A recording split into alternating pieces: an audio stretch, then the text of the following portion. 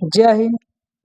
पढ़ाएंगे आप लोगों को पीएच मान पार्ट 2। पार्ट 1 डाल चुके हैं, पढ़ा करके पार्ट 2 आप लोगों को पढ़ाने जा रहे हैं। पहला क्वेश्चन पार्ट 2 में है,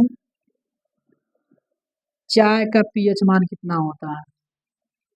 चाय का पीएच वैल्यू कितना होता है? तो चाय का 5.5 होता है। उसके बाद नेक्स्ट है, बियर का पीएच वैल्यू कितना होता है? बियर का पीएच मान कितना होता है बियर का? तो बियर का 4.5 होता है। नेक्स्ट क्वेश्चन है, टमाटर के रस का पीएच मान कितना होता है? टमाटर के रस का पीएच मान कितना होता है? तो 4.1 होता है। उसके बाद आपका गैस्ट्रिक जूस का पीएच मान कितना होता है? गैस्ट्रिक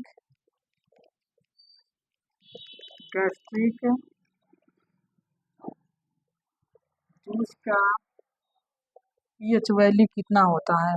तो 1.5 होता है। नेक्स्ट है, सामान्य वर्षा का पीएच वैल्यू कितना होता है? सामान्य वर्षा का सामान्य वर्षा या बारिश का पीएच वैल्यू कितना होता है? तो इसका होता है 5.6 से लेके 6 तक। नेक्स्ट क्वेश्चन है आगे, मैग्नीशिया का दूध का पीएच मान है या छोटी आंत का पीएच मान। छोटी आंत का छोटी आंत का पीएच वैल्यू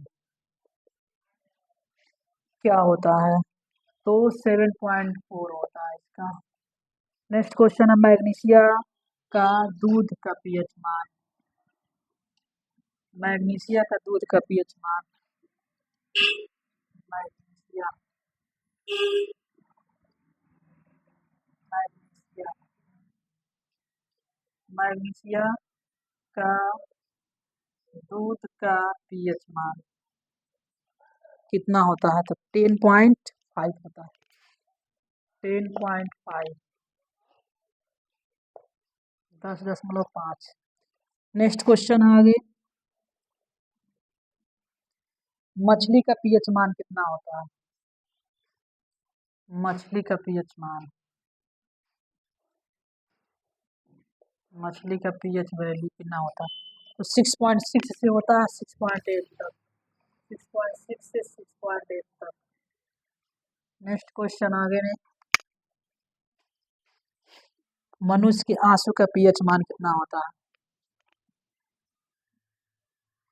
मनुष्य के आंसू का पीएच वैल्यू कितना होता है? तो 7.4 होता है। उसके बाद आपका कैल्शियम हाइड्रोक्साइड का पीएच मान क्या होता है? कैल्शियम कैल्शियम हाइड्रोक्साइड का पीएच मान कितना होता है? तो 12 या 12.4 होता है। नेक्स्ट क्वेश्चन आगे, बेकिंग सोडे का पीएच मान कितना होता है? बेकिंग बेकिंग सोडे का या सोडा का पीएच वैल्यू कितना होता है? तो 8.5 होता है। नेक्स्ट क्वेश्चन आगे है, दूध का पीएच मान कितना होता है? दूध का पीएच मान कितना होता है? तो 6.4 होता है। 6.4। उसके बाद HCl का पीएच वैल्यू कितना होता है? HCl का मतलब हाइड्रोक्लोरिक अम्ल। HCl का पीएच वैल्यू यानी हाइड्रोक्लोरिक अम्ल का, या हाइड्रोक्लोरिक एसिड बोल सकते हैं इसको, HCl, इसका होता है 1। उसके बाद है नेक्स्ट क्वेश्चन आगे, पनीर का पीएच वैल्यू कितना होता है? पनीर का सामान्य जीवन में हम लोग इस्तेमाल करते हैं पनीर, तो पनीर का पीएच वैल्यू क्या होता है? तो पनीर का पीएच वैल्यू 5.9 होता है। किसी भी एग्जाम में, यानी कि बोर्ड में, किसी भी एग्जाम में क्वेश्चन सारा पूछ सकता है।